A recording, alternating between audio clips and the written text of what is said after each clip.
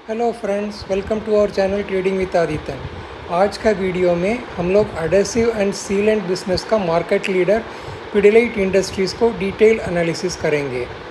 इस detail analysis में fundamental analysis, technical analysis, future prospects analysis, share price का valuation analysis भी शामिल है। हर एनालिसिस बहुत ही इम्पॉर्टेंट है, इसलिए वीडियो को बहुत ध्यान से पूरा देखिएगा, स्किप मत कीजिएगा। वीडियो का एंड में शेयर प्राइस का टारगेट बताऊंगा पूरा जस्टिफिकेशन के साथ। सबसे पहले अभी तक ट्रेडिंग विद आदित्य चैनल को सब्सक्राइब नहीं किए हैं तो सब्सक्राइब कीजिएगा। वीडियो अच्छा लगेगा तो लाइक कीजिएगा, शेयर कीजिएगा। पिडिलाइट्स का फंडामेंटल इन्फॉर्मेशन जानने के लिए screener.com पर चलते हैं। Pidilite industries limited is a leading manufacturer of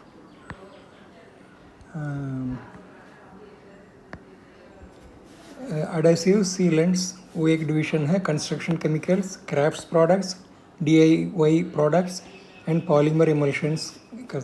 इनके पास स्ट्रॉन्ग R&D है। वो उनका जो भी एडेसिव्स डेवलप हुआ है वो लगातार वो इम्प्रूव भी होते रहता है। फेविकोल उनका फ्लैगशिप ब्रांड है। अब इसके अलावा जो है M-Seal, Fevikwik, Fevistik, Roff, Dr Fixit, Fevicryl, Motomax, Hobby Ideas, Araldite latest edition है। इनका रेवेन्यू ब्रेकअप में जो है 52.5% एडेसिव्स एंड सीलेंट कैटेगरी से आता है, first category, followed by construction and paint chemicals 19%, art and craft material 8%, industrial adhesive 6%, pigment preparation 6.2%, industrial residence and construction material 9%। 500 से ज़्यादा उनका ब्रांड्स है और कंज्यूमर एंड बाजार प्रोडक्ट्स तो 80% रेवेन्यू लाता है। B2B सेगमेंट है वो 19% रेवेन्यू लाता है। और कंपनी का एडेसिव बिजनेस जो है 70% ऑफ द मार्केट शेयर है। बहुत लीडिंग नाम है। ब्रांड बिल्डिंग पर कंपनी लगातार खर्च करते रहता है। फेविकॉल, डॉक्टर फिक्सिट, फेविक्विक, M-Seal, रॉफ, केमीफ्लिक्स, ये सब पे बहुत बढ़िया ब्रांड बिल्डिंग करते रहता है। इंफ्रास्ट्रक्चर में जो है 23 जगह पे मैन्युफैक्चरिंग है, 25 को सोर्सेस ये सब है। R&D उनका बहुत स्ट्रांग है, 2 इंटरनेशनल R&D है। R&D स्पेंडिंग उनका माने जो है बहुत ज़्यादा है। और डिस्ट्रीब्यूशन नेटवर्क में 5000 से ज़्यादा डिस्ट्रीब्यूटर्स है, servicing 2000 dealers, retailers and contractors across India.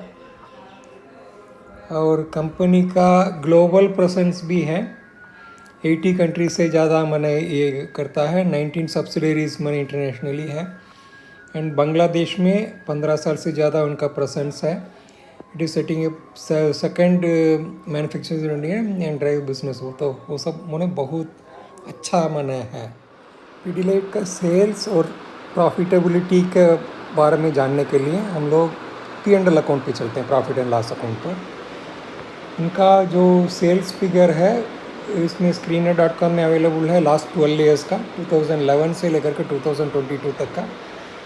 ये लगातार कंसिस्टेंट इम्प्रूवमेंट है। 2000 से लेकर के अभी 9900 हो गया, लगभग 10,000 हो गया समझ लीजिए, कंसिस्टेंट। और ये थोड़ा से 2021 में थोड़ा से स्लैग है। अब इसका कारण तो हम लोग जानते हैं, कोविड इम्प्लीकेशंस है। ऑपरेटिंग प्रॉफिट भी लगातार बढ़ा है और 1800 आ गया ना, 4000 से लेकर के। नेट प्रॉफिट आप देख लीजिएगा, 310 से लेकर के अभी आ गया 1208, लगभग 4 गुना बढ़ा है। सेल्स टर्नओवर भी 2000 से लेकर के 10,000 माने लगभग 5 गुना बढ़ा है। और EPS 6.13 से लेकर के अभी हो गया 23.76, ये भी लगभग 5 गुना लगभग बढ़ा है। डिविडेंड पे आउट 29% से बढ़ करके अभी 42% हो गया, ये भी अच्छा है। और थोड़ा से हम लोग कंपाउंडेड सेल्स ग्रोथ को थोड़ा से देख लेते हैं। सेल्स ग्रोथ ट्रेलिंग 12 मंथ्स का मैंने दिखा रहा है 36%, और लास्ट 10 ईयर्स का ग्रोथ दिखा रहा है 12%, 5 ईयर्स का भी 12% दिखा रहा है, 3 ईयर्स का भी 12%। कंपाउंडेड सेल्स ग्रोथ 12% जो है कंपैरेटिवली बहुत कम है। और आप देख लीजिएगा लास्ट 12 ईयर्स में ये 5 गुना बढ़ा है बस। कंपाउंडेड प्रॉफिट ग्रोथ देखिएगा, ट्रेलिंग 12 मंथ में 7% है, 3 ईयर्स में 9% है, 5 ईयर्स में 7% है, 10 ईयर्स में 14% है, मैंने बहुत ज़्यादा नहीं है। शेयर प्राइस का जो इंक्रीज जो CAGR है लास्ट 1 ईयर में 2% है, 3 ईयर्स में 21% है, 5 ईयर्स में 22% है, 10 ईयर्स में 29% है, बहुत ज़्यादा बड़ा है। रिटर्न ऑन इक्विटी कंसिस्टेंट है, वेरी गुड। लास्ट ईयर में 20% है, 23%, 24%, 20, ये बहुत बढ़िया है। थोड़ा से सेल्स ग्रोथ और प्रॉफिट ग्रोथ उतना अच्छा नहीं है, लेकिन शेयर प्राइस का जो ग्रोथ है एकदम फैंटास्टिक है। और हम लोग बैलेंस शीट पर अभी आते हैं। इनका बैलेंस शीट वो भी 12 ईयर्स का है, 2011 से लेकर के 2022 तक। शेयर कैपिटल तो कंसिस्टेंट है, लास्ट 12 ईयर्स में शेयर कैपिटल ना इंक्रीज़ हुआ ना घटा है। रिजर्व्स मैंने 1000 से लेकर के 6000 हो गया, 6 टाइम्स बढ़ा है। बोरोइंग्स 336 से लेकर के 416 हो गया, ये तो ना का बराबर है, एकदम फैंटास्टिक। टोटल लाइबिलिटीज़ भी कंसिस्टेंटली बढ़ा है, 2000 से लेकर के 9000 ना 5 टाइम्स बढ़ा है। फिक्सड असेट्स 5500 से लेकर के 4703 हो गया, ये भी बहुत बढ़िया है। वो तो वर्क इन प्रोग्रेस भी मैंने बढ़ा है ना, हमेशा देखिए एक्सपेंशन होते रहता है। इन्वेस्टमेंट भी मैंने 170 से लेकर के अभी 459 हो गया, ये तो उतना ग्रोथ नहीं है, ये तो मोस्टली ये खर्च करता है डिविडेंड पे, और जो बचा हुआ है वो एक्सपेंशन के लिए यूज़ कर देता है, इन्वेस्टमेंट में उनका कम है। टोटल एसेट्स भी लाइबिलिटी टैली करेगा, मोटा मोटी वही है। और कैश फ्लोज थोड़ा से देख लेते हैं। और कैश फ्लो आप देख लीजिएगा, ये नेगेटिव कैश फ्लो है, और कैश फ्रॉम ऑपरेटिंग एक्टिविटी भी मैंने कम है। अब पहले बढ़िया था, थोड़ा कम हुआ। इन्वेस्टिंग एक्टिविटी ज़्यादा, पिछले साल बहुत ज़्यादा इन्वेस्ट किए हैं, इस बार इन्वेस्ट में उनका जो फैक्ट्री पर या कोई भी बिजनेस पर जो एक्सपेंशन के लिए करना है वो बहुत कम खर्च किए हैं। फाइनेंसिंग एक्टिविटी में मोस्टली डिविडेंड पे आउट रहता है, अब वो तो ठीक है। और रेशियोज थोड़ा से देख लेते हैं। डेटार का रेशियो जो है बड़ा है, मैंने डिफ़िकल्ट पीरियड रहा लगता है। 2011 में बहुत बड़ा था, अभी थोड़ा कम हुआ है, खराब ये है। इन्वेंट्री डेज भी देखिएगा 100 से 133 हुआ, अभी थोड़ा इम्प्रूव किया। और पेएबल भी बहुत बढ़ गया था और अभी कम हुआ है। कैश कन्वर्शन सर्कल भी मैंने साइकिल भी बड़ा है, ये तो ये डिफ़िकल्ट पीरियड चल रहा है। कैपिटल वर्किंग डेज भी मैंने बहुत बड़ा है। ROC कंसिस्टेंट है, थोड़ा से कम हुआ है, लेकिन 26 भी ख़राब नहीं है, बहुत बढ़िया है। शेयर होल्डिंग पैटर्न बीच में थोड़ा से मैंने इंक्रीज़ किया है और थोड़ा से अभी घटाए हैं, ये तो मामूली है, इससे कोई ज़्यादा प्रॉब्लम नहीं होना है। FII जो है 11 पॉइंट समथिंग में था, 12.8 था 2011 में, कम हुआ 2021 सितंबर में, दिसंबर में और कम हुआ, मार्च में और कम हुआ है। FII जो है अभी सेलिंग मूड में है, ये कोई ख़राब नहीं है। DIIs जो है ये अपना मैंने ये भी अपना जो है सेलिंग मूड में है। 7.48 था, अभी 7.3 हो गया और पब्लिक के पास बढ़ गया है, ये अच्छा नहीं है। चलिए ठीक है, कोई दिक्कत नहीं है।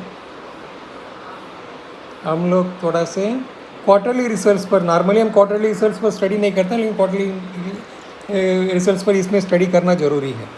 अब देखिएगा दिसंबर 2011 ये है, मार्च 2022 ये है, मैंने नेक्स्ट क्वार्टर। सेल्स घटा है और ऑपरेटिंग प्रॉफिट भी घटा है, नेट प्रॉफिट भी घटा है, और ये को हम लोग मान लीजिएगा पिछला मार्च के साथ मान लीजिए कंपेयर करते हैं।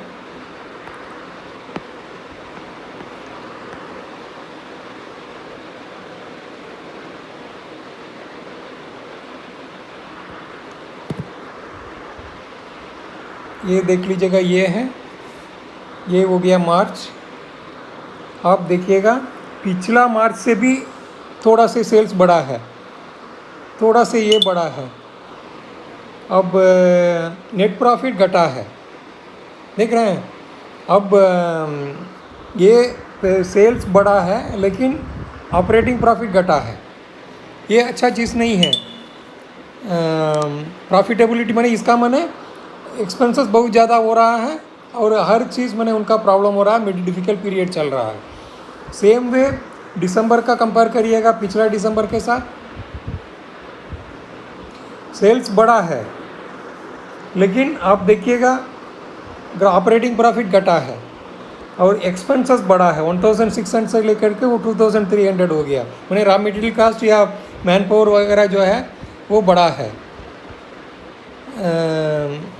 इसके बाद देखिएगा पिछला दिसंबर के इसमें ये भी प्रॉफिटेबल नेट प्रॉफिट भी घटा है। ये कोई इंडिकेट करता है बहुत डिफ़िकल्ट पीरियड चल रहा है करके। हम लोग थोड़ा पीर कंपैरिजन में देख लेते हैं। फिडेलिटी इंडस्ट्रीज़ जो है नंबर 1 में है, आउटस्टैंडिंग है इस उनका पीर के साथ। ROC वगैरह भी बढ़िया है, सेल्स बढ़िया है, मार्केट कैपिटलाइजेशन सबसे टॉप में है, नेट प्रॉफिट वगैरह ठीक है, सेल्स भी ठीक है, हर चीज़ ठीक है उनका इसमें पीर का बना जो है। Company is almost debt free, expected to give good quarter and healthy dividend pay out of 37.38% है। इसका ये मीनिंग है उनका जो नेट प्रॉफिट जो आता है उसमें से 37.38% उनका मतलब डिविडेंड में पे कर देते हैं। बाकी के जो है रिटेन अर्निंग में रखते हैं, उसको एक्सपेंशन में यूज़ करते हैं या उसको इन्वेस्टमेंट करते हैं। ये बुक वैल्यू से बहुत ज़्यादा 17.22%, 2 टाइम्स ज़्यादा कोट कर रहा करके बोल रहा है। अच्छा शेयर्स मैंने ज़्यादा रेट में कोट कर सकता है। और आप देखिएगा मार्केट कैपिटलाइजेशन 1,10,000 करोड़ है और स्टॉक का PE 91.4 है। मैंने ये बहुत हाई PE मल्टीपल पर ट्रेड कर रहा है। ये ट्रेलिंग PE है। अब मैंने पिछले साल का FY 2022 का PE है, बहुत ज़्यादा 91.4 जो है वो नॉर्मल। डिलेट बेसिकली ये केमिकल इंडस्ट्री है। केमिकल इंडस्ट्री में जो है ब्रांड नहीं होता है, लेकिन पिडिलेट के पास बहुत स्ट्रांग ब्रांड है, ब्रांड बिल्डिंग भी करता है, इसलिए ये प्रीमियम में कोट करना है वो ठीक है। वो 60, 70, 80% तक ठीक है। अब ये 91.4% वो एक केमिकल इंडस्ट्री का जिसका ब्रांड है वो मुझे लगता है बहुत ज़्यादा है। हो सकता है यह फ्यूचर विजिबिलिटी बहुत बढ़िया दे रहा होगा, सेल्स टर्नओवर और प्रॉफिटेबिलिटी के बारे में कुछ भी हो।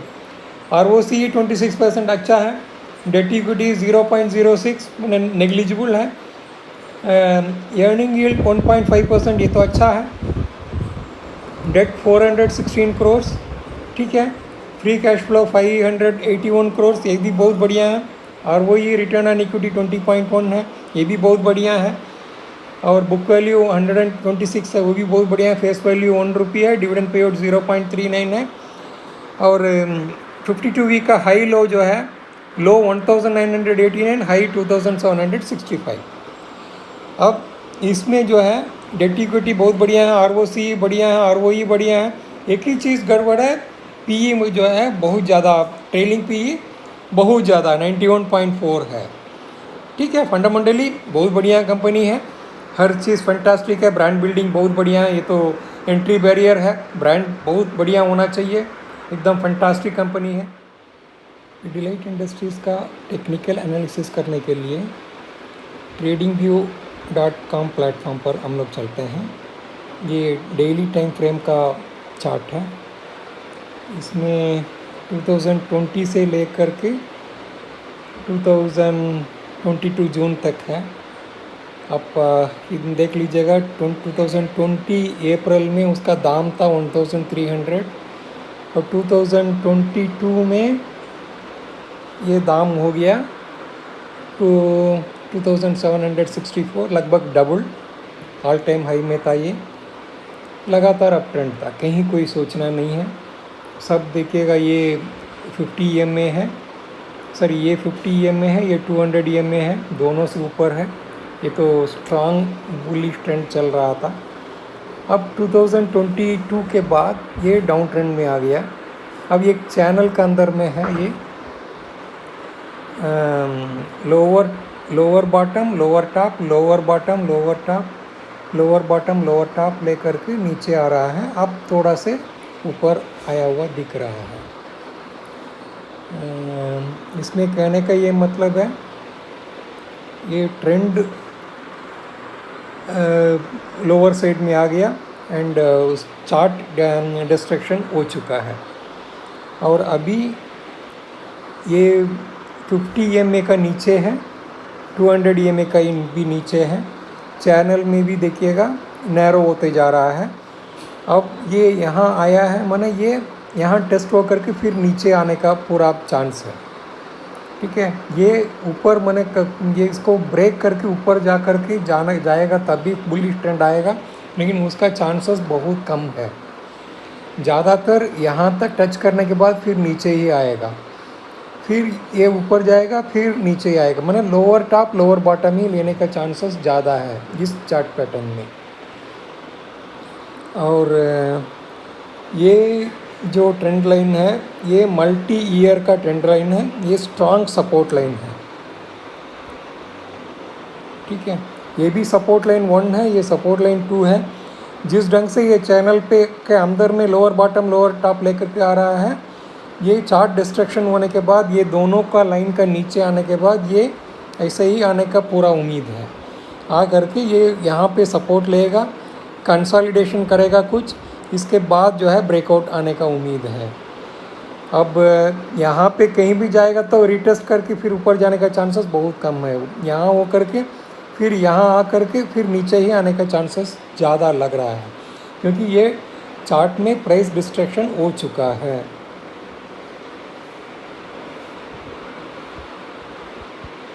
अब जो है ये वीक हो गया। पीडीलाइट का fundamental observations plus technical observations plus conference call में मैनेजमेंट ने जो गाइड किया है उसको भी थोड़ा से हम लोग ऑब्जर्वेशन में इसको ले लेते हैं, थोड़ा से इसको स्टडी कर लेते हैं कैसे कैसे ये लोग अभी ट्रेंड लग रहा है करके। नंबर 1, कंपनी जो है market leader in adhesive and sealant business, इसमें तो कोई शक नहीं है। Company has got strong brands and strong brand building भी कर रहा है, वो भी फैंटास्टिक है, फ्यूचर के लिए बहुत अच्छा है। Long term growth story is quite intact, absolutely no problem. Long term story तो फैंटास्टिक है। और अभी जो भी ये प्रॉब्लम नेट प्रॉफिट में जो कम हो रहा है, ये सब हेडविंड्स जो है वो नियर फ्यूचर में है, टेम्परेरी लग रहा है। और फिनेंशियल ईयर 2022 जो अभी जो पास जस्ट हुआ है उसमें मार्जिन प्रेशर बहुत था। नेट प्रॉफिट डिक्लाइंड बाई 17%, मैंने 17% नेट प्रॉफिट कम हो गया। सेल्स टर्नओवर समूह मेंटेन कर लिया, थोड़ा से बढ़ा करके का ये किया है, लेकिन नेट प्रॉफिट बहुत कम हुआ है। एबिटेडा जो margin is reduced by 461 BPS points to 16%, margin बहुत कम हो गया। और कॉन्फ्रेंस कॉल में मैनेजमेंट में जो गाइड किया है, इस कंपनी का की रॉ मटेरियल वैम का जो प्राइस है मोर देन डबल हो चुका है इन लास्ट 1 ईयर, लेकिन उस प्राइस इंक्रीज़ को पास ऑन नहीं कर पाया कस्टमर को। वो लोग केवल प्राइस इंक्रीज़ लिया 5% से 15% इन सेलेक्टेड प्रोडक्ट्स में। कीपिंग इन माइंड और कंज्यूमर डिमांड अच्छा होना चाहिए, नहीं तो फिर मैंने डिमांड कम हो जाएगा तो फिर प्रॉब्लम आ जाएगा, इसलिए सब चीज़ उनको पास ऑन नहीं कर पाया। उन मैनेजमेंट अनुमान लगा रहा है second half of financial year 2023, that is इस साल में ये थोड़ा सा स्टेबलाइज होने का उम्मीद है करके। Inflationary pressure and slow down in consumer demand specially rural demand, पिछले साल जो भी हुआ है वो रूरल डिमांड बहुत कम हो गया था करके वो एक्सपेक्ट कर बोल रहे हैं। पिछले साल का वो इसका जो सिनेरियो जो प्रॉफिट जो कम हो उसका वो अपना जस्टिफिकेशन दे रहे हैं। मैनेजमेंट ने अभी जो क्या एक्सपेक्ट कर रहा है, अच्छा मानसून इस साल होगा तो रूरल डिमांड रिवाइव हो जाएगा, फर्स्ट पॉइंट। सेकंड वो बोल रहा है revival of real estate and construction जो इंडस्ट्री है, अर्बन का जो होगा तो डिमांड बहुत ज़्यादा बढ़ जाएगा। और तीसरा बोल रहे हैं higher government spending medium term में होने का उम्मीद भी कर रहा है। कैपिटल एक्सपेंडिचर में मान लीजिए कोई भी खर्च होगा तो इनका प्रोडक्ट अच्छा जाएगा। मैनेजमेंट एक्सपेक्ट कर रहा है 20 to 24% मार्जिन फ्यूचर में मैंने आ जाएगा करके बोल रहे हैं। ये हम लोग का ऑब्जर्वेशन है इतना देखने के बाद। अभी हम लोग वीडियो के एंड पर आ चुके हैं। अभी हम लोग थोड़ा इसको थोड़ा और डिटेल में देख लेंगे। इसका सपोर्ट टाइम फर्स्ट नंबर 1 में है 1936, S2 जो है 1841 एंड S3 है ₹1710। ये एक्चुअली बहुत स्ट्रांग है, यहीं पर हम लोग को मने कंसंट्रेट करना है। R1 ₹2289, R2 जो है resistant that is target ₹2468। Trailing P जो है 91.4, ये बहुत महंगा है। सेक्टर पी 54.92, ये उसके हिसाब से ये लगभग डबल है। आप उसको और जस्टिफाई करने के लिए कोशिश करते हैं। 10 ईयर्स का सेल्स ग्रोथ 12% है, से 10 ईयर्स का प्रॉफिट ग्रोथ 14% है, 10 ईयर्स का शेयर प्राइस ग्रोथ 29%, ये तो बहुत ज़्यादा है। और ये सेल्स ग्रोथ और प्रॉफिट ग्रोथ से शेयर प्राइस ग्रोथ, इसका मैंने पी एक्सपेंशन हुआ है केवल, उस हिसाब से मैंने जो है नहीं हुआ है। अब इसलिए मेरा जो पर्सनल प्रेडिक्शन है ये एक्चुअली पी एक्सपेंशन से ही मैंने बहुत ज़्यादा बढ़ा है, क्योंकि वो विजिबिलिटी दिया है, स्ट्रांग ब्रांड्स है, बेसिकली केमिकल इंडस्ट्री तो है, केमिकल कंपनी तो है, और ब्रांड अच्छा होने की वजह से ज़्यादा पी मल्टीपल मिला है, वो तो ठीक है। और फ्यूचर ग्रोथ तो इंटैक्ट है, इसमें कोई शक नहीं है। और ये सेक्टर पी से भी ये बहुत महंगा है, लगभग डबल है। और ट्रेलिंग पी भी मैंने बहुत ज़्यादा है, ये करेक्ट होने के लिए पूरा चांस है। और फ्यूचर विजिबिलिटी अभी नेट प्रॉफिट और प्रेशर में आ गया, इसलिए ईपीएस और कम घटेगा, अनदर 1 ईयर और 2 ईयर्स 1.5 ईयर्स घटेगा। इसलिए ये जो पी जो है ये भी मैंने बहुत महंगा हो जाएगा। अभी 91 जो है ये अभी 120 हो जाएगा या 150 हो जाएगा, वो पी कम ईपीएस कम होने की वजह से। इसलिए हम लोग इसको बोलेंगे it is a strong sell at this level, any time it will break this S1 and S2 जो है ये भी मैंने ब्रेक होगा। एंड ये जो है मल्टी ईयर का सपोर्ट लाइन है, इस जगह पे बाई हम लोग को करना है, वहाँ तक ये आएगा। हम लोग इसलिए अभी होल्ड जो भी कर रहे हैं उसको होल्ड मत करिएगा, it is a strong sell. And accumulation जो भी करना है S3 पर करना है, उससे पहले उसी के आसपास 10-20 रुपया के आसपास ये स्टेबलाइज करेगा। उसमें कंसोलिडेशन होने के बाद जब अब थोड़ा से शुरू होगा, अब इसके बाद हम लोग 1710 के आसपास हम लोग को परचेस करना है, उससे पहले नहीं। उसमें एक चीज़ और बोलना चाहेंगे, R1 जो है 2289 है, ये आप मान लीजिएगा ब्रेक कर दिया, ब्रेक करके 3 दिन इसको ऊपर रह गया, फिर देखिएगा ये एनालिसिस मैंने खराब हो जाएगा, गलत हो जाएगा। अब इसके बाद वो बुलिश ट्रेंड थोड़ा से मैंने रिवाइव हो जाएगा, वहाँ कंसोलिडेशन होकर के फिर ऊपर हो सकता है। अगर R2 ₹2468 भी हो गया तब तो बुलिश ट्रेंड आ जाएगा। अब हम लोग को ये वॉच करना है ये कब ये तोड़ रहा है, कब S2 भी तोड़ रहा है। अगर R1 को तोड़ दिया, अब ये मैंने सेल नहीं है, इसके बाद बाई होल्ड या बाई आ जाएगा, ठीक है, उसको हमेशा याद रखना है। ये तो मेरा कंक्लूजन है। फंडामेंटल जो है पिडिलाइट का बहुत स्ट्रांग है, ग्रोथ स्टोरी बहुत इंटैक्ट है, absolutely there is no problem. Future prospects और ब्रांड बिल्डिंग वगैरह बहुत बढ़िया है, उसमें कोई शक नहीं है। टेक्निकल में देखिएगा लोअर बॉटम लोअर टॉप लेकर के आ रहा है, इसलिए उतना अच्छा नहीं है, वीक है। वैल्यूएशन जो है बहुत ज़्यादा है, अब इसलिए जो है ये करेक्ट होगा, पी बहुत करेक्ट होगा, क्योंकि ईपीएस अभी अगला 1.5 ईयर्स 1 to 1.5 ईयर्स जो है उनका ईपीएस जो है कम होगा, ईपीएस डाउन होगा। ईपीएस डाउन होगा तो अभी का जो पी है वो 91 पॉइंट समथिंग से हो जाएगा 120 या 140 हो जाएगा, वो तो बहुत महंगा हो जाएगा। अब हेडविंड्स अभी जो है बहुत ज़्यादा है। अब इंडस्ट्री टेलविंड भी माने जो है कुछ नहीं है। अब इसलिए यूज़र इंडस्ट्री भी माने बुलिश नहीं है।